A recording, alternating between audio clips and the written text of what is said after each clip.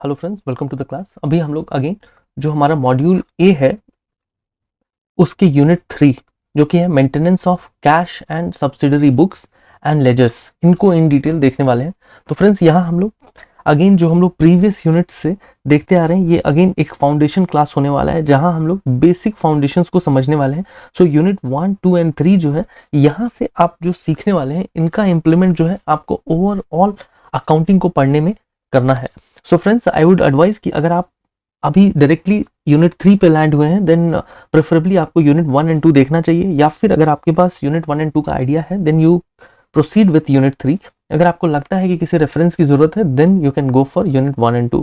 सो friends, हमारे content क्या होने वाले हैं, तो हम लोग इंट्रोडक्टरी, देन रिकॉर्ड कीपिंग के जो बेसिक्स होते हैं उनको देखेंगे, देन अकाउंट कैटेगरीज को देखेंगे, ये एक वेरी वेरी इंपॉर्टेंट कॉन्सेप्ट होने वाला है। साथ ही हम लोग डेबिट क्रेडिट कॉन्सेप्ट को देखेंगे, ये अगेन एक काफी इंपॉर्टेंट कॉन्सेप्ट होने वाला है, यहाँ से डायरेक्ट क्वेश्चन जो है वो एग्जाम में आते हैं। एंड देन हम लोग again accounting and columnar accounting mechanism and journal को देखने वाले हैं। तो फ्रेंड्स, यहाँ एक अनाउंसमेंट है हमारी टीम की तरफ से, दैट इज कि अगर आप फर्स्ट टाइम हमारे चैनल पे हमारे वीडियो की तरफ लैंड हुए हैं then you should definitely watch the video and then you have to decide कि आपको वीडियो को लाइक करना है, सब्सक्राइब करना है, that is totally up to you.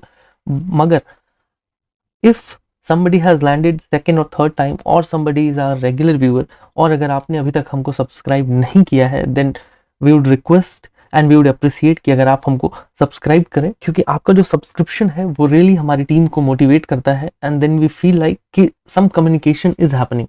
क्योंकि जब आप कमेंट करते हैं या फिर जब सब्सक्राइब करते हैं, लाइक करते हैं, देन वी फील कि somebody is watching and they are acknowledging and appreciating what we have been doing। so friends, हम लोग एक बेसिक आपको एक बेसिक व्हाट टू से एक फ्लो देते हैं, that flow for your studies. तो इसमें आपके पास क्या होने वाला है कि सबसे पहले आपको एक शॉर्ट नोट आपके पास होना चाहिए। आप अगर ये वीडियो देख रहे हैं, आप यहाँ से एक शॉर्ट नोट बनाइए, या फिर जो भी शॉर्ट नोट्स अवेलेबल हैं, जो नीचे नंबर स्क्रॉल हो रहा है, if you want from us, तो जो नीचे नंबर स्क्रॉल हो रहा है आप वहाँ पिंग कर सकते हैं, या फिर हमारी वेबसाइट पे आ सकते हैं। तो आपको क्या करना है कि ये शॉर्ट नोट एक बनाना है जो आपके एग्जाम के टाइम पे आपको रिवीजन में काम करेगा। देन आपके पास एक एमसीक्यूज होना चाहिए, आप जो भी शॉर्ट नोट पढ़ रहे हैं उससे रिलेटेड जो एमसीक्यूज हैं आपको वो लगाने हैं। एंड द थर्ड वन, आपके पास एक मॉक टेस्ट होना चाहिए जो यूनिट वाइज होना चाहिए, हर यूनिट का एक एक यूनिट वाइज। उससे क्या होता है कि आप एक ओवरऑल आपको जाने की जरूरत नहीं है, आप एक एक यूनिट से रिलेटेड जो वीडियोस हैं उनको देख रहे हैं और उनके जो क्वेश्चंस हैं, क्वेश्चनर्स हैं, उनको सॉल्व कर रहे हैं। अगर ये तीनों ही प्रोसेस आप कंप्लीट करते हैं तो आपका एक यूनिट जो है वो एक यू कैन से कि 100% कंप्लीट हो जाएगा। Even if you are not taking it 100 then you take it conservatively 75 to 80% जो आपका है उस यूनिट से रिलेटेड जितने भी फंडाज हैं वो आपके क्लियर हो जाएंगे। आई होप कि I am also clear. Now will proceed with the content. So the first thing, हम लोग ये पहले भी रेफर कर चुके हैं अपने यूनिट 1 में, ये 2 में हम लोग फिर से इसको देखते हैं कि अकाउंटिंग जो होता है उसका पर्पस क्या है। So accounting is like a systematic record keeping mechanism. किसका? ट्रांजेक्शन्स का। मतलब जो ट्रांजेक्शन्स हैं उनको हमको जो सिस्टमैटिकली रिपोर्ट करना है, रिकॉर्ड करना है, उसको ही हम लोग अकाउंटिंग कहते हैं। इसकी जरूरत क्या है? क्योंकि एक इंसान है वो अपने बारे में कुछ भी कन्वे कर सकता है। If we ask somebody you tell me something about yourself, तो he has his own mind, he has his verbal speech जिससे वो बोलेंगे और हम उनको सुनेंगे। वेयर एज जो अकाउंट है, जो एक बिजनेस है, एक बिजनेस जो है उनके पास क्या, उनका वॉइस जो है वो है उनका account. So the accounting is important to hear a business. कि मतलब हमको अगर एक बिजनेस के बारे में समझना है, सुनना है, then we have their accounting all the statistics, जिनको देख के हमको समझ आएगा कि what this business is, how they are doing, what they are doing. और इसको हम लोग ऑलरेडी इन प्रीवियस यूनिट्स देख चुके हैं, अभी फिर से हम लोग इन डिटेल देखेंगे यहाँ। तो पहले क्या है कि हमारे पास एक जो कॉन्सेप्ट होता है that is RCS concept, that is recording, classification and summarization.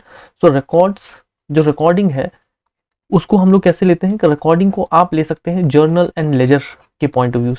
आप जर्नल जो है वो ले लीजिए रिकॉर्ड्स, लेजर जो है that is classification, and the summarization what we have is that is our trial balance and financial statements। जो financial statements होते हैं उसमें क्या आते हैं, हमने अपने previous यूनिट्स में ऑलरेडी देख लिया है। फिर भी एक फास्ट रिकैप कि जो हमारा बैलेंस शीट होगा दैट इज फाइनेंशियल स्टेटमेंट, हमारा P&L जो होगा, प्रॉफिट एंड लॉस, वो statement that is again financial statement. हमारा जो कैश फ्लो होगा दैट इज अगेन जो हमारा है वो फाइनेंशियल स्टेटमेंट के पार्ट होते हैं।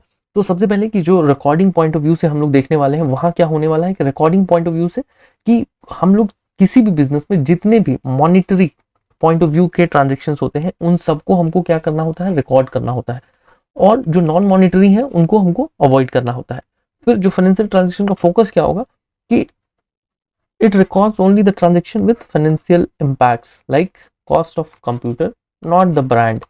एंड फिर डाटा का जो है वो इंटरप्रिटेशन होगा, एनालिसिस होगा। वो कैसे होगा, वो हम लोग उसको एक एक करके पहले ग्रुप करेंगे सारे ही डाटा को, and then will proceed further. तो इसको हम लोग थोड़ा और डिटेल में देखते हैं कि अकाउंटिंग कॉन्सेप्ट जो है ये उन फ्रेंड्स के लिए है जिन्होंने हमारे प्रीवियस वीडियोस को नहीं देखा है। If somebody has seen then उनके लिए ये एक रिकैप है जिसको हम लोग बहुत ही तेजी से मूव करा रहे हैं। तो देखिए सबसे पहले कि जो हम लोग अगर कॉन्सेप्ट में कंपोनेंट की बात करें कि हमारे बेसिक कंपोनेंट्स कौन कौन से हैं किसी भी अकाउंटिंग सिस्टम को समझने के लिए, कि मतलब एक कंपनी है, अगर उस कंपनी को अपनी अकाउंटिंग करानी है तो उनके पास बेसिकली क्या है, बेसिकली उनके पास journal, ledger, trial balance and financial statement. अभी हम लोग फिर से इन्हीं चीजों को देखते हैं कैसे, जैसे हम पहले देखते आ रहे हैं कि विल सी कि हम लोग will see our self as a company, कि एक मेरी कंपनी है और like what we are doing, हम लोग अपना एक मंथली डायरी लिखते हैं ना, मंथली और व्यूड से डेली डायरी हम लोग लिखते हैं, डेली एक्सपेंसेस चार्ट हम बनाते हैं अपना, है ना, जिसमें हम लोग लिखते हैं मिल्क के ऊपर कितना खर्च हो रहा है, वेजिटेबल्स के ऊपर कितना खर्च हो रहा है, विल बी राइटिंग फ्रूट्स के ऊपर कितना खर्च हो रहा है, ट्रैवल में कितना खर्च हो रहा है, देन विल राइट हेल्थ पे कितना खर्च हो रहा है। ठीक है, ये सारी चीजें हम लोग लिखेंगे।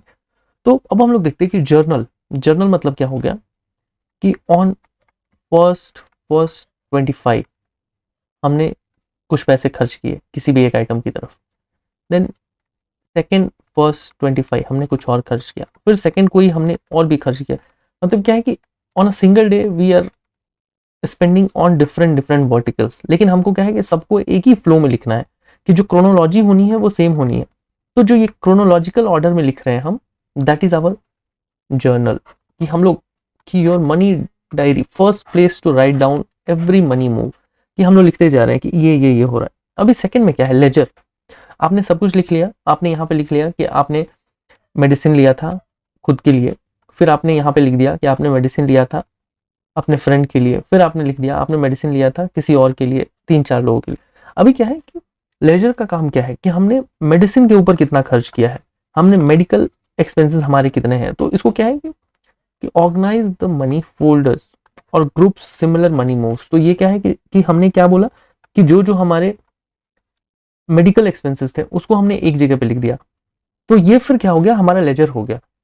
कैसे कि आप ऐसे देखो कि सबसे पहले हम लोग सब कुछ एक जगह लिख रहे हैं, लिखते जा रहे हैं इन क्रोनोलॉजिकल ऑर्डर। फिर क्या है कि हम लोग ये डिसाइड कर रहे हैं कि अब मेरे को इसमें से ये डिसाइड करना है कि मेरे जो ज़्यादा एक्सपेंसेस है वो कहाँ है, ट्रैवल में मैंने कितना एक्सपेंसेस किया। तो ट्रैवल ऐसा तो है नहीं कि आप एक ही दिन करेंगे, आपको तो डेली बेसिस पे और ऑन ऑलमोस्ट रेगुलर बेसिस पे आपको एक्सपेंस करना, लेकिन टोटल कितना हुआ तो that will get to know with ledger. ठीक है, अभी फिर क्या होगा कि समडे आप बैठते हैं, आप ये सोचते हैं फॉर एग्जाम्पल कि ईयर एंड में ही हम लोग बात करते हैं, एक साल के लास्ट में, फिर आप बैठते हैं, फिर वहां आप ये देखते हैं कि मेरी सैलरी कितनी थी, मेरे एक्सपेंसेस कितने हुए, मेरी सेविंग्स कितनी है। तो इन चीजों को देखने के पॉइंट ऑफ व्यू से जब हम लोग यहाँ पे डिसाइड करते हैं, तब यहाँ पिक्चर आता है ट्रायल बैलेंस का, कि पहले क्या है कि हम लोग हर चीज को ना रफली बनाते हैं ऑन अ ट्रायल बेसिस। तो जब हम लोग ट्रायल बेसिस पे बना रहे हैं ना, कि मतलब हम बस बना रहे हैं, इसको थोड़ा और मैं क्लियरली लिख देता हूँ for little more clarity purpose. तो देखिए, तो इसमें क्या होता है ना कि जब आप इतनी चीजें कर लेते हैं तो आपको एक बेसिक आइडिया सा मिल जाता है कि आप जो कर रहे हैं वो क्या कर रहे हैं। तो सबसे पहले कि मैं ये एनालाइज कर रहा हूँ मेरी सैलरी कितनी है, फिर मैं ये एनालाइज कर रहा हूँ मेरे एक्सपेंसेस कितने हैं, फिर यहाँ मेरे को ये डिराइव करना है मेरी सेविंग्स कितनी है। ये मैं आपको सिर्फ एक अंडरस्टैंडिंग पॉइंट ऑफ व्यू से बता रहा हूँ फ्रेंड्स, आप इसको बिल्कुल एक concrete referred point of view से नहीं लेंगे, ये बस समझने के पॉइंट ऑफ व्यू से। फिर क्या है कि आपने यहाँ पे कुछ भी जो है एक अप्रोक्सीमेट सब कुछ लिख दिया, then you will be going for summary, like कि अब मेरे को इसको समराइज करना है, मेरे को फाइनलाइज करना है। तो मेरे को फाइनलाइज करने में क्या चाहिए, मेरे को एक ओवरऑल बैलेंस शीट चाहिए, तो एक ओवरऑल बैलेंस शीट है वो हम लोग अभी आगे पढ़ने वाले हैं, बट वहाँ पे भी हमारा क्या है कि ओवरऑल हमको यही देखना है कि हमारे एसेट्स कितने हैं, हमारी लाइबिलिटीज कितनी है, हमारे जो कैपिटल है वो क्या है, वो बढ़ रहे हैं घट रहे हैं, हमारा प्रॉफिट एंड लॉस कहाँ जा रहा है। तो प्रॉफिट एंड लॉस अगर आपके पॉइंट ऑफ व्यू से देखें, आप एक इंडिविजुअल हैं, तो आपकी जो सेविंग्स है that is like profit loss statement, कि आप जो सेविंग्स है वो पॉजिटिव में कर रहे हैं या आप नेगेटिव में कर रहे हैं, तो दैट इज हियर। फिर आपका कैश फ्लो स्टेटमेंट वो अभी हम लोगों ने ड्रॉ किया था, जहां हम लोग सारी चीजों को लिख रहे थे, जर्नल एंट्रीज, लेजर एंट्रीज, ये सारी चीज। तो ये जो है ये एक बेसिक आउटलाइन है जो आपको समझना है। और इस बेसिक आउटलाइन के साथ एंड कभी भी आप सिर्फ एक बैंकर पॉइंट ऑफ व्यू से अकाउंटिंग को समझने की कोशिश ना करें। आप अकाउंटिंग को एक business owner, businessman point of view से समझने की कोशिश करें। एंड व्हाट इज बिजनेस, हम लोग जो कर रहे हैं अपने डेली बेसिस पे, जो हमारा रेवेन्यू है, जो हमारे एक्सपेंसेस हैं एंड जो प्रॉफिट एंड लॉस है, ये सारी चीजें क्या है, ये फ्रॉम रियल लाइफ, जो daily day to day life है वहीं से डिराइव्ड है। अभी हम लोग जो हमारा यूनिट का नाम है वहां पे एक सब्सिडरी बुक आया है, देन एक कैश बुक आया है, लेजर तो आप ऑलरेडी समझ चुके हैं। तो अभी हम लोग इसके ऊपर एक छोटा सा एम्फेसिस डालते हैं जो आपको एक पूरी की पूरी क्लैरिटी दे देगा, कि जिससे ये समझ आ जाएगा कि हम लोग एग्जैक्टली कहाँ मूव कर रहे हैं। तो देखिए पहले ना सब्सिडरी बुक क्या होता है। तो देखिए जो हम लोग जर्नल देख रहे थे कि हमारे जर्नल्स होते हैं, कि जर्नल क्या है, that is the first point जहां पे कोई भी एंट्री होती है ना, जो हम लोग देख रहे थे अभी तक। तो वही क्या है कि सब्सिडरी बुक जो है वो, these are specialised journals that break down the regular journal into more manageable or more meaningful section. They are used to record the transactions of similar nature. इसमें क्या है कि ये मतलब थोड़ा और डिफाइंड हो गया, कि मतलब आपकी जो डेली डायरी है, आपके पास जो आपकी डेली डायरी है जहां आप एक्सपेंसेस लिखते हैं, तो वहां आपने क्या किया, एक फोलियो असाइन कर दिया है। फोलियो क्या असाइन कर दिया कि पेज नंबर जो 3 है, page 3 that is for medical, page 7 जो है that is for travel and transport. तो ऐसे करके आपने लिख दिया, तो ये हो गया। तो अब इसमें हम लोग ये तो अपने बोलचाल की भाषा में समझने के लिए देख रहे थे, अभी इसी को हम ये देख रहे हैं कि इन बिजनेस टर्म ये क्या है। तो जैसे सेल्स बुक, मतलब क्रेडिट में सेल्स हुआ है। क्रेडिट मतलब कि जो आपका कस्टमर है उसने आपको पैसे नहीं दिए, उसने बोला मैं आपको पैसे कुछ दिन के बाद दूंगा। फिर आपका परचेज बुक आता है। परचेज बुक कब आता है, जब आपने परचेज किया है and you have not given the money to your seller, कि मतलब जो आपको बेच रहे हैं पैसे, आपने उनको बोला कि मैं आपको कुछ दिन के बाद पैसे दूंगा। फिर सेल्स रिटर्न बुक, कि मतलब कि आपने सेल किया था, उसके बाद आपने, जैसे होता है ना अभी अमेजन फ्लिपकार्ट पे कैसे होता है कि लाइक 7 डेज और 15 डेज का रिटर्न पॉलिसी है। तो वही क्या है कि आपके कस्टमर ने आपके प्रोडक्ट को आपको रिटर्न कर दिया। तो अगर किसी ने आपको रिटर्न कर दिया है तो फिर क्या करना है, आपको उनको पैसे रिटर्न करने पड़ सकते हैं if they have already paid you. तो फिर क्या है कि उसके लिए एक अलग बुक। तो ये चीजें जो है वो ऑलरेडी बनती जा रही हैं। And then there is one cash book. Cash book का काम क्या है कि जब कैश में डील हो रहा है, कि मैंने बेचा, उन्होंने मेरे को कैश दे दिया, तो फिर ये कैश बुक वाली बात हो गई। तो यहाँ क्या है कि कैश बुक जो है वो क्या हो गया, एक this is one type of subsidiary book. आप समझ पा रहे हैं मेरी बात की, like there are multiple subsidiary books and not इतने नहीं है, ऑल टाइप ऑफ ट्रांजेक्शन जो एक बिजनेस के अंदर होता है, सारे ही ट्रांजेक्शन के लिए जो है वो एक एक इंडिविजुअल अगर हम लोग फोलियो असाइन कर दे रहे हैं, तो फिर क्या है कि दैट इज वन सब्सिडरी। तो अभी कैश बुक क्या है, it is a specific type of subsidiary book. It focuses exclusively on recording cash and bank transaction, receipt and payment. Receipt मतलब क्या होता है कि जो इनको रिसीव होना है, जो इनको रिसीव होना है। पेमेंट्स मतलब जो इनको पे करना है उस पॉइंट ऑफ व्यू से। It has a unique characteristic, it serves both as journal for recording transaction and ledger for summarising the cash balance. क्यों? क्योंकि जर्नल का काम क्या होता है, बेसिक रिकॉर्डिंग, मतलब रिकॉर्डिंग एट लेवल 1, है ना। और लेजर का काम क्या होता है, लेजर का काम होता है कि ग्रुपिंग करना। कहाँ पे, मतलब लेजर में हम लोग क्या करते हैं, वहां हम लोग ग्रुप करते हैं, कैसे, सिमिलर टाइप ऑफ ट्रांजेक्शन्स को एक जगह से दूसरी जगह। तो जब यहाँ पॉइंट ये है कि सारे ही जो ट्रांजेक्शन कैश में है उनको हमने कैश बुक में रिकॉर्ड कर दिया, तो ये तो एक सिमिलर ट्रांजेक्शन हो गया ना, similar, and this is of same group. तो क्या हो गया कि जो कैश बुक है मेरा वो अब जर्नल भी है और वही मेरा जो है वो लेजर भी है। और साथ ही फ्रेंड्स एक और बहुत ही फेमिलियर पॉइंट है जो हर बार एग्जाम में कहीं ना कहीं डायरेक्टली इनडायरेक्टली आता है, that is all cash books are subsidiary book, right? But not all subsidiary books are cash books. क्योंकि जो कैश बुक है वो सब्सिडरी बुक का वन ऑफ द टाइप है, वहीं पे ऑल इतने सारे जो सब्सिडरी बुक्स हैं वो कैश बुक नहीं है। सो आई होप कि ये चीजें हैं ना कि ये सुनने में और देखने में थोड़ी कॉम्प्लिकेटेड है, but once we have gone through it now आपको इसमें एक बेसिक क्लैरिटी समझ आ गई होगी।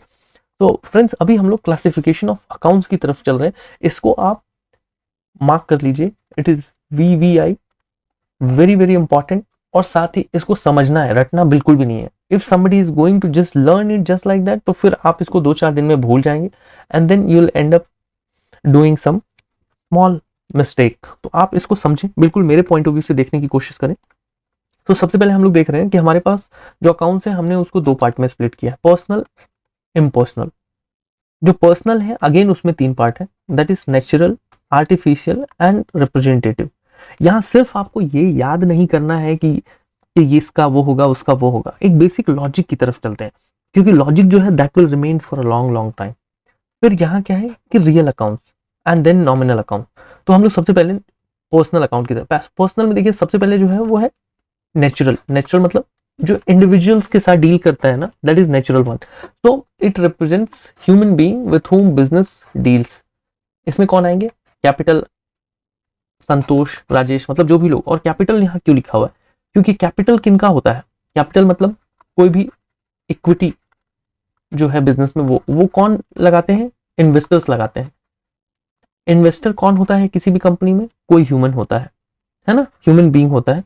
तो वही, तो इस हिसाब से जो नेचुरल है आप उसको समझ गए। नेचुरल मतलब कि जहां भी कोई एक ह्यूमन बीइंग इन्वॉल्व है। अभी आर्टिफिशियल, आर्टिफिशियल कैसे हो गया कि कोई लीगल एंटिटी इन्वॉल्व है, जैसे कि रिप्रेजेंट्स द ऑर्गेनाइजेशन और institution treated as separate legal entity. Like किसी बैंक की बात हो रही है तो बैंक जो है वो क्या है? That is one artificial, that is like one legal entity represented by group of people. अभी एक कंपनी का नाम है Tata iron and steel and को, तो ये क्या है? अगेन एक कंपनी है। अभी वही हम लोग रिप्रेजेंटेटिव अकाउंट की बात करें तो ये क्या है? Group and specific item. देखिए इसमें क्या है कि जहां भी एडजस्टिंग एंट्रीज की बात होगी ना, that will be representative account. तो यहाँ पे देखिए जैसे रेंट आउटस्टैंडिंग क्या है? ये एक रिप्रेजेंटेशन है। और साथ ही क्या है यहाँ पे? एडजस्टमेंट है, एडजस्टिंग एंट्रीज जो है उसको लाया गया है। सैलरीज पेएबल अकाउंट, तो रेंट आउटस्टैंडिंग अकाउंट मतलब क्या हुआ कि रेंट का कुछ आउटस्टैंडिंग चल रहा है, उसके लिए हमने एक अकाउंट इंट्रोड्यूस किया है। So this is like temporary. Salary payable मतलब क्या है कि इट हैड टू हैपन लेकिन ये हुआ नहीं है, अभी पे करना है। तो ये क्या है? अगेन एक टेम्पररी अकाउंट जो है वो डिराइव किया गया है just for doing the adjustment. क्यों? क्योंकि एक क्लोजर की तरफ जाना है as on some specific day. आपको पता है कि बैलेंस शीट जो है वो एज ऑन सम डे बनाया जाता है। मतलब अगर बैलेंस शीट हम लोग एक रेगुलर बैलेंस शीट की बात करें that comes as on the last day of the financial year, लेकिन कोई भी कंपनी जो है अपना एक फाइनेंशियल स्टेटमेंट किसी भी वन स्पेसिफिक डे पे ड्रॉ कर सकती है, preferably on the month and और ऑन द क्वार्टर एंड। तो उस डे पे वो देखेंगे कि हमको कितने और पेमेंट्स जो हैं वो अभी करने हैं, तो वो एक वहां पे अकाउंट डाल के और वो एंट्री पास कर देंगे जस्ट टू बैलेंस एवरीथिंग। फिर प्रीपेड इंश्योरेंस, उन्होंने कोई इंश्योरेंस पे कर दिया है ऑलरेडी, देन अगेन उनको क्या है कि एडजस्टमेंट पास करना है फॉर एडजस्टेंट ईयर्स और मंथ्स। तो उस केस में क्या होगा? अगेन उनको एक एडजस्टिंग एंट्री जो है वो पास करनी होगी। सो आई होप फ्रेंड्स कि आप ये बात समझ रहे होंगे कि रिप्रेजेंटेटिव मतलब क्या हो गया कि जहां भी एक एडजस्टमेंट पॉइंट ऑफ व्यू से ही सिर्फ करा जा रहा है। क्यों? क्योंकि आप किसी भी एक डे पे ड्रॉ कर रहे हैं financial statement and some payment you may have done for the future और some payment may be what you have to do for this period that you will do in future.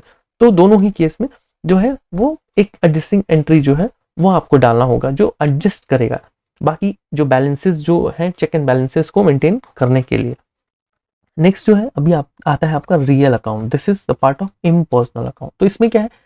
Tangible, intangible. तो आपको हमेशा ये ध्यान रखना है कि जहां भी एसेट की बात होगी, तो एसेट की बात हो रही है then it is real account only. So अगर हम लोग टेंजिबल की बात करें, land, building, plant, machinery, cash and stock, तो ये सारे जो है आपके टेंजिबल हो गए। इनटेंजिबल मतलब वही ट्रेडमार्क, कॉपीराइट, पेटेंट, गुडविल, ये सारी चीज। एंड देन अब आता है नॉमिनल अकाउंट। तो जब हम लोग नॉमिनल अकाउंट की बात करते हैं, तो नॉमिनल में जहां भी expenses, losses, income and gains की बात होती है, तो ये सारे अकाउंट्स जो है वो नॉमिनल है। आपको ये ध्यान रखना है कि देखिए यूजुअली क्या है कि आप पर्सनल अकाउंट में नेचुरल एंड आर्टिफिशियल को लेके आप श्योर रहेंगे, आपको समझ आ जाएगा, आप इसको मार सकते हैं। रियल अकाउंट को लेके आप श्योर रहेंगे, आप कर सकते हैं। बट जब भी बात रिप्रेजेंटेटिव अकाउंट की आएगी एंड जब नॉमिनल अकाउंट की आएगी, तो इन दोनों में ना कई बार आपको कंफ्यूजन होगा कि क्या करना है, नहीं करना है। तो इसमें देखिए आपको ये ध्यान देना है कि वैसे अकाउंट्स ना जिनको क्या है क्लोज होना है, कब? At the end of the accounting year के लास्ट में इन अकाउंट्स को क्लोज होना ही होना है। जैसे सैलरीज, इसको समअप करना है, रेंट समअप करना है, interest, commission received, wages, insurance, discount received, तो ये सारे। तो देखिए यहीं पे क्या है ना कि जो इंश्योरेंस अकाउंट है दैट कम्स इन नॉमिनल, वहीं पे जो प्रीपेड इंश्योरेंस है that goes in representative account. तो ये माइन्यूट सा डिफरेंस है कि हमको क्या है यहाँ पे जहां भी एडजस्टिंग एंट्रीज पास हुई हैं देन ओनली हमको रिप्रेजेंटेटिव अकाउंट की जरूरत पड़ेगी। जैसे ये रेंट है, रेंट अकाउंट मतलब रेंट पेड, तो रेंट तो पे हो रहा है ना, तो this is one regular expenses. But यहाँ क्या है, rent outstanding means it will be paid, पे नहीं हुआ है अभी, तो उस केस में क्या है, ये जो है वो रिप्रेजेंटेटिव अकाउंट में आ रहा है। अभी क्या है, इंश्योरेंस, तो इंश्योरेंस मतलब कि regular insurance paid, so insurance paid means it's just an expenses. लेकिन यहाँ क्या है, प्रीपेड इंश्योरेंस पेड, मतलब कि इंश्योरेंस जो है पूरे for example for year it has been paid, और हम लोग जो है अभी जो फाइनेंशियल स्टेटमेंट ड्रॉ कर रहे हैं that we are drawing for half year. तो क्या है कि यहाँ पे हमने हाफ ईयर का ड्रॉ करना है, लेकिन हाफ ईयर का एक्स्ट्रा हमने पे करके रखा हुआ है, then that expenses also will come in picture. तो उसको क्या है हमको रिप्रेजेंटेटिव अकाउंट में कंसिडर करना। आई होप कि ये चीजें आपके लिए क्लियर हुई होंगी, क्योंकि यहाँ से डायरेक्टली क्वेश्चंस आते हैं। एंड अगर इस कॉन्सेप्ट के साथ आप समझ के अगर एग्जाम में मारेंगे, डेफिनेटली एग्जाम में अगर ऐसे क्वेश्चंस आपको डायरेक्टली मिलते हैं then you are going to be more than happy. And friends, जो ये कॉन्सेप्ट है यूजुअली क्या है कि ओनली पर्सनल को पढ़ के आपको चीजें क्लियर होती है, but if you are dissecting it in 3 parts then only it will have more relevance, और इससे आपको कुछ और चीजें क्लियर होंगी। देन अब आता है गोल्डन रूल।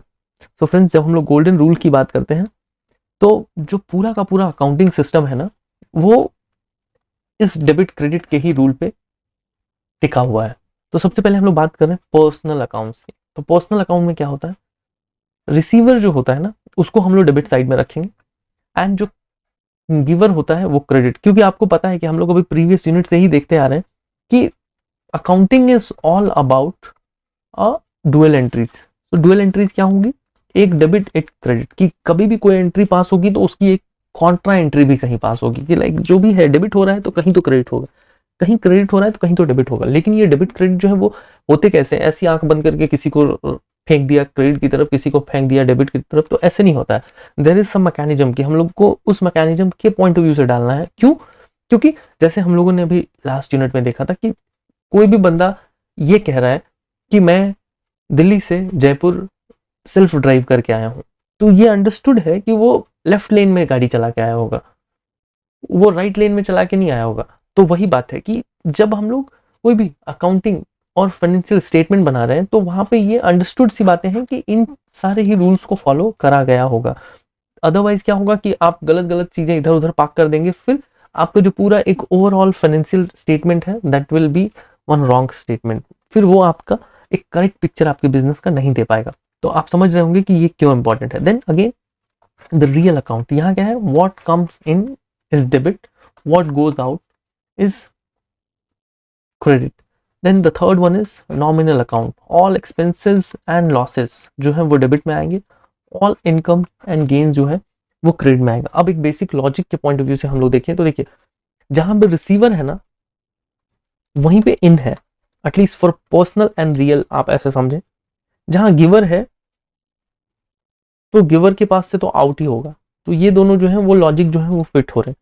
अभी एक्सपेंसेस की बात हो रही है तो एक्सपेंसेस एंड लॉसेस, एंड यहाँ पे इनकम एंड गेन। तो देखिए इस केस में भी क्या होता है ना कि जब भी किसी कंपनी को लॉस हो रहा है एंड यहाँ पे किसी भी कंपनी को गेन हो रहा है, तो आप एक बात और समझेंगे, that is about the capital. लेकिन इन चीजों को हम लोग इन डिटेल में बाद में देखेंगे, you should not gate confused with all these thing.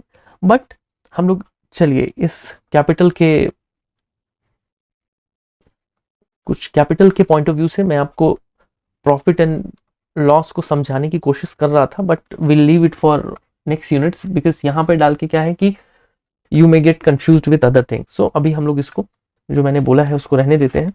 सो फिलहाल ये कि रिसीवर जो है वो डेबिट पे होगा, कहाँ, पर्सनल अकाउंट में, और जो गिवर है वो क्रेडिट होगा। रियल अकाउंट में क्या होगा कि what comes in and what goes out. तो अभी हम लोग इससे बेस्ड एक दो एग्जांपल्स देखते हैं, शायद उससे आपको थोड़ी और क्लैरिटी मिले। जैसे क्या है कि प्रणब लेंड्स 500 टू नंदा। अभी हम लोग एक basic accounting point of view से देखें कि क्या होता है। तो देखिए, एक हम लोग रेगुलर डेबिट क्रेडिट की बात करें, रेगुलर डेबिट क्रेडिट। तो रेगुलर डेबिट क्रेडिट में मेरे को क्या दिख रहा है, Pranav lends and Nanda received. पहले तो कि हम लोग ये देखते हैं कि ये है क्या। तो प्रणव जो है और यहाँ नंदा जो है, ये दोनों क्या है कि दोनों पहले तो पर्सनल है ना। क्यों? क्योंकि ये देखिए क्या है, पर्सनल। क्यों? क्योंकि ये इंडिविजुअल है। तो इंडिविजुअल के केस में क्या होता है, ये नेचुरल पर्सनल अकाउंट। तो ये जो दोनों हो गए, ये क्या हो गया, नेचुरल पर्सनल अकाउंट। तो जहां भी नेचुरल पर्सनल अकाउंट, अब जो ये कॉन्सेप्ट है डेबिट क्रेडिट का, वो कब आता था, वो कहाँ आता था, वो आता था कि जो डेबिट है और जो क्रेडिट है। तो देखिए, डेबिट जो आ रहा है वो कब आ रहा है कि जो रिसीवर है उसके एंड पे आ रहा है डेबिट, और जो गिवर है उसके एंड पे आ रहा है क्रेडिट। तो बेसिक पॉइंट ऑफ व्यू से आपको ये समझ आ जाएगा कि नंदा जो है वो क्या हो गया, नंदा का अकाउंट जो है वो डेबिट में आ गया एंड प्रणव का अकाउंट जो है वो क्रेडिट में आ गया। लेकिन अब यहाँ क्या आता है कि जो एग्जाम में क्वेश्चंस आपको आएंगे वो इतने ऐसे सिंपल नहीं आएंगे। अभी वहां क्या आएगा कि आपको नंदा के बुक के हिसाब से बताइए, क्वेश्चन आएगा एज पर नंदाज बुक और नंदाज अकाउंट। नंदा के बुक के हिसाब से हम लोग को बुक ही अच्छा लग रहा है, बुक ज़्यादा सूटेबल लग रहा है। बुक के हिसाब से हमको ये देखना है कि डेबिट क्रेडिट कैसे होना है। अब यहाँ आ जाएगा कि इसके हिसाब से आप बताओ कि what will be in credit. तो हम लोग सबसे पहले इसका एक बेसिक टी डायग्राम होता है, जहाँ हम लोग टी डायग्राम में लेफ्ट में डेबिट को डालते हैं, राइट में क्रेडिट को डालते हैं। तो अब हमको फिर से वही देखना है कि एज पर नंदाज बुक, कि नंदा के बुक के हिसाब से हमको क्या दिख रहा है। तो नंदाज के बुक के हिसाब से मुझे ये दिख रहा है कि प्रणव ने उसको दिया है, so Pranav is a giver for him. तो क्या है कि जो प्रणव का अकाउंट होगा वो क्रेडिट में आ जाएगा। और डेबिट में क्या आएगा, डेबिट में अगर उन्होंने कुछ लिखा होता कि मतलब उनका नंदा के कौन से अकाउंट में पार्क हुआ है तब हम देते, otherwise it will be cash. अभी यहीं पे हम लोग देख लेते हैं कि एज पर प्रणव्स बुक, अभी प्रणव के बुक के हिसाब से हमको ये देखना है कि क्रेडिट में कौन है ना। तो जब भी हम लोग फिर से एक हम टी डायग्राम बनाते हैं, यहाँ डालते हैं डेबिट, यहाँ डालते हैं क्रेडिट। तो इस केस में क्या होना है कि प्रणव के पॉइंट ऑफ व्यू से प्रणव लेंड, तो प्रणव ने लेंड किया है तो प्रणव खुद को क्रेडिट में डाल देगा, नो, क्योंकि प्रणव के यहाँ अलग बुक्स चल रही हैं। वो क्या है कि उसने किसको लेंड किया है, नंदा को। तो पहले तो कि जो नंदा का अकाउंट है वो आ गया डेबिट में। क्रेडिट में इनका कौन सा जाएगा, तो क्रेडिट में जो है प्रणव का कैश अकाउंट जाएगा। कैश अकाउंट आप मान लो, या उनका कुछ क्रेडिट अकाउंट होगा वो मान लो। तो ये एक मैं आपको basic clarity point of view से बता रहा हूँ कि जब भी एग्जाम में आपको कभी क्वेश्चन आता है तो कभी भी आपको क्या है कि बहुत रश में कुछ नहीं करना है। अभी जैसे क्या हो गया, देखिए मुझे बेसिक आउटलाइन क्या दिख रहा था, बेसिक आउटलाइन दिख रहा था ये कि डेबिट एंड क्रेडिट। तो अगर उन्होंने ऐसे पूछ दिया आपसे फॉर एग्जांपल कि as per pronounce book which account is in credit, तो आप तो तुरंत से ऐसे देखेंगे कि अरे ये तो नेचुरल पर्सनल अकाउंट है, ये भी नेचुरल पर्सनल अकाउंट है, दोनों के हिसाब से प्रणव वाला अकाउंट जो है वो आ जाएगा। तो नो, जब उन्होंने प्रणव बुक लिख दिया है तो फिर आपको टी डायग्राम बना के ही डाइसेक्ट करना है, and then that cash account will come. यहाँ पे अगर आप प्रणव अकाउंट देते हैं and you have to see कि ऑप्शन क्या है, अगर ऑप्शन है देन आप जा सकते हैं, अदरवाइज आपको नहीं जाना है। तो आई होप कि मैं क्लियर हूं कि आप चीजों को ना लेवल 2 पे डाइसेक्ट करके देखें, क्योंकि अभी जो है एग्जाम में अब directly point two point questions नहीं आते हैं। अभी वो क्या कर रहे हैं, वो आपके कॉन्सेप्ट को टेस्ट करने की कोशिश कर रहे हैं। तो जब वो कॉन्सेप्ट को टेस्ट कर रहे हैं तो वो इतना सिंपल नहीं देते हैं, वो बस सिंपल में थोड़ा सा ट्विस्ट करते हैं। But since most of the people are not aware about this one step ahead, कि इतना हर किसी को पता होता है कि यहाँ तक हर कोई याद करके जाता है कि what comes in what goes out, receiver giver, लेकिन जैसी बात आएगी इसकी तो यहाँ पे क्या है कि राइट पॉइंट तो सबको पता है, लेकिन जैसी कि डेबिट वाला पूछ लेंगे तो फिर उसमें हो जाता है कि अगर इन कैश की बात है कि यहाँ पे देखो, वहां पे क्या है कि वो कई छोटी छोटी चीजों से खेलते हैं कि Pranav lends 500 to Nanda in cash, तो फिर क्या है, तो श्योरली यहाँ पे सिर्फ कैश अकाउंट आएगा, फिर ये जो क्रेडिट अकाउंट मैंने डाला है वो नहीं आएगा। तो आई होप कि आपको क्लैरिटी मिल रही होगी। अभी देखिए इसमें आपको थोड़ी और क्लैरिटी मिलेगी। Like Jayant purchases furniture for 5000 cash. अभी देखिए जयंत जो है वो क्या है, वो अगेन एक नेचुरल पर्सनल अकाउंट है। वहीं पे जो फर्नीचर है वो क्या है, ये आपका एक रियल अकाउंट है ना।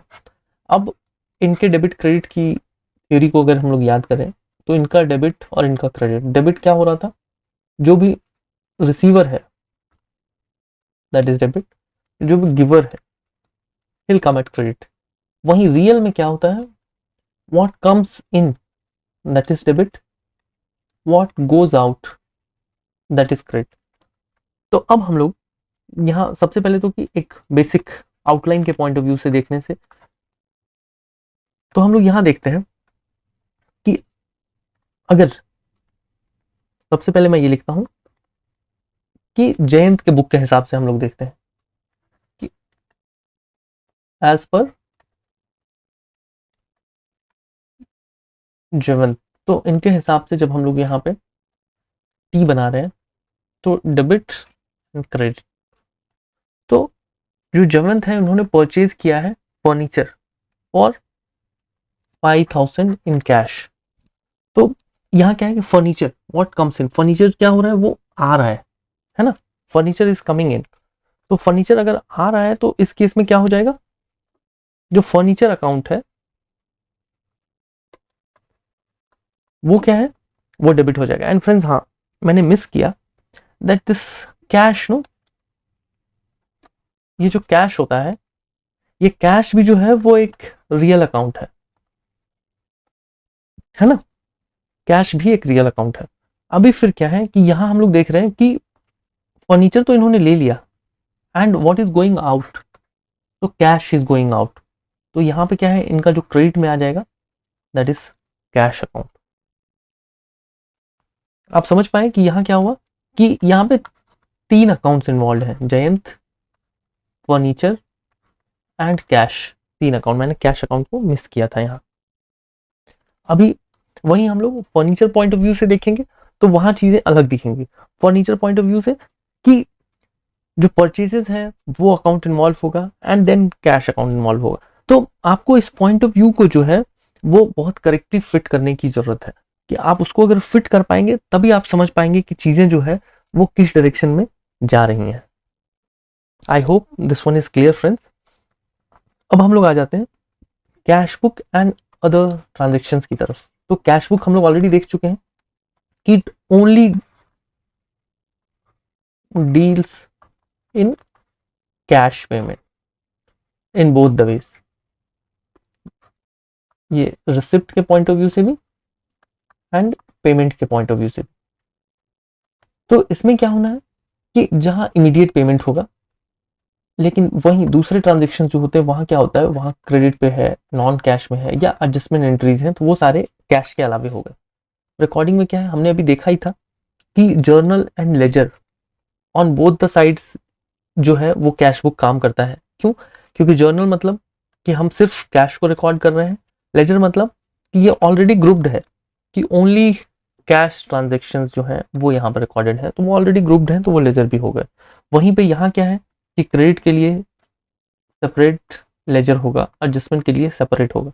टाइमिंग क्या है, यहाँ पे जो सेटलमेंट होना है आपके पेमेंट का, वो सेटलमेंट जो है वो इंस्टेंट है। यहाँ ये वेरी करता है कि आपने कितना क्रेडिट पीरियड दिया है। इनका जो फोकस होता है वो कैश फ्लो की तरफ होता है, यहाँ क्या है एक ओवरऑल फाइनेंशियल पोजीशन की तरफ होता है। एग्जांपल में कैश सेल्स, कैश पेमेंट, वही यहाँ पे क्रेडिट सेल, डेप्रिसिएशन, जितने भी अदर एडजस्टमेंट एंट्रीज हैं वो सब यहाँ आ जाएंगे। अभी हम लोग कैश बुक के 3 टाइप्स हैं, हम लोग उनको देखते हैं। फर्स्ट वन इज सिंपल, जिसको हम लोग सिंगल कॉलम बोलते हैं, तो सिंगल कॉलम। सेकेंड वन जो है वो 2 कॉलम एंड 3 कॉलम। तो हम लोग बेसिक आउटलाइंस को समझते हैं कि जो कॉलम्स हैं उसमें क्या क्या होता है। देखिए, date, particular, ledger folio, then receipt, ये चीजें जो है वो रहेंगी, लेकिन सिंगल वाले में ओनली अमाउंट होता है। वहीं हम लोग डबल की बात करें तो वहां पे कैश प्लस डिस्काउंट ये दोनों होता है, मतलब अमाउंट प्लस डिस्काउंट। जो 3 कॉलम होता है उसमें कैश, डिस्काउंट प्लस बैंक। तो कई बार एग्जाम में ये चीजें भी आती हैं, आपको कॉन्सेप्ट पॉइंट ऑफ व्यू से याद रखना है कि जहां सिंगल है वहां ओनली कैश की बात हो रही है, जहां डबल है वहां पे कैश प्लस डिस्काउंट की बात हो रही है। कई लोग कंफ्यूज हो जाते हैं कि पहला कैश है तो दूसरा कैश एंड बैंक आ जाएगा। No, second one is cash and discount. Third one only जब आता है वहां पे कैश, डिस्काउंट एंड बैंक आता है। तो ट्रांजेक्शन में यहाँ पे cash received and cash payment, यहाँ पे cash received, payment, discount allowed and received, यहाँ पे the third one will be added as bank deposit and withdrawals. अभी फंक्शंस में क्या है कि जर्नल्स एंड लेजर्स कैश में, यहाँ डिस्काउंट भी ऐड हो जाएगा, एंड यहाँ पे जो जर्नल एंड लेजर्स जो है वो होंगे बैंक के पॉइंट ऑफ व्यू से, कैश पॉइंट ऑफ व्यू से। डिस्काउंट कॉलम जो है that is with double and 3 column only. Bank column जो है that is with only 3। Contra entries जो है वो ओनली जहां बैंक एंड कैश ट्रांजेक्शन है वहीं पे अप्लाई होना है। एंड देयर सोर्सेज जो है वो यहाँ पे क्या है, रिसिप्ट, मेमोज, वाउचर्स। तो आई होप फ्रेंड्स कि आप यहाँ एक बेसिक क्लैरिटी आपको मिली होगी। देन हम लोग अब देख रहे हैं कि एक पेटी कैश बुक का जो कॉन्सेप्ट है वो आता है। ये इवन बीइंग अ बैंकर आप इससे काफी अवेयर होंगे, लेकिन हम लोग इसको थोड़ा और डिटेल में देखने की कोशिश करते हैं with exams point of view. देखिए, यहाँ पे तो पहले 3 चीजें होती हैं, सिंपल पेटी कैश बुक, कॉलमनर पेटी cash book and impressed system. Purpose क्या है, स्मॉल पेमेंट्स जो है उनको रिकॉर्ड करने के लिए जो सिंपल पेटी कैश बुक होता है। अब record and analyse the small payment, उसके लिए क्या है, कॉलमनर वाला आ गया कि थोड़ा और डिटेल उसमें रहेगा, तो ज्यादा डिटेल्स के साथ हम लोग थोड़ा एनालाइज कर पाएंगे। वहीं इम्प्रेस जो है maintains the fix petty cash fund, कि इनमें क्या है कि रिफिलिंग पॉसिबल है। कैसे, एज नीडेड हम लोग इसका रिप्लेनिशमेंट कर सकते हैं एज नीडेड। लेकिन यहाँ क्या है कि एक फिक्स्ड अमाउंट जो है वो रिप्लेनिश जो होता है वो पीरियोडिकली होता है, मंथली, क्वार्टरली, जो भी है उस तरह से। इसका मेंटेनेंस कैसे होगा, ये पेटी कैशियर के पास होगा, ये भी पेटी कैशियर के पास। यहाँ पे ये पेटी कैशियर एंड चीफ कैशियर दोनों के पास होगा। तो इम्प्रेस के बारे में यही इंपॉर्टेंट है कि इम्प्रेस से क्वेश्चन आते हैं। फिर इनका कंट्रोल जो है दिस इज बेसिक, यहाँ थोड़ा इनहेंस्ड रहेगा, यहाँ पे बिल्कुल स्ट्रांग होगा क्योंकि फिक्स्ड फंड है, तो इसका रिकंसिलिएशन करके ही आपको फिर से रीइनिशिएट करना है। सोर्स डॉक्यूमेंट्स जो है वाउचर है, यहाँ वाउचर एंड वाउचर्स के साथ एक्सपेंसेस स्टेटमेंट भी होने वाला है। तो आई होप फ्रेंड्स कि ये चीजें आपको क्लियर हुई होंगी। इन चीजों से आप एग्जाम में इजीली चीजों को फेस कर पाएंगे। हमारा जो पॉइंट ऑफ व्यू है फिलहाल वो एक बेसिक फंडामेंटल कॉन्सेप्ट डेवलप करना है, and I hope we are going in a right direction. So thank you so much friends. I hope we are adding some value in your preparation. If so, then like our video. Don't forget to subscribe our channel if you have liked the video. Will help you throughout the exam journey, and all the very best friends. Thank you so much.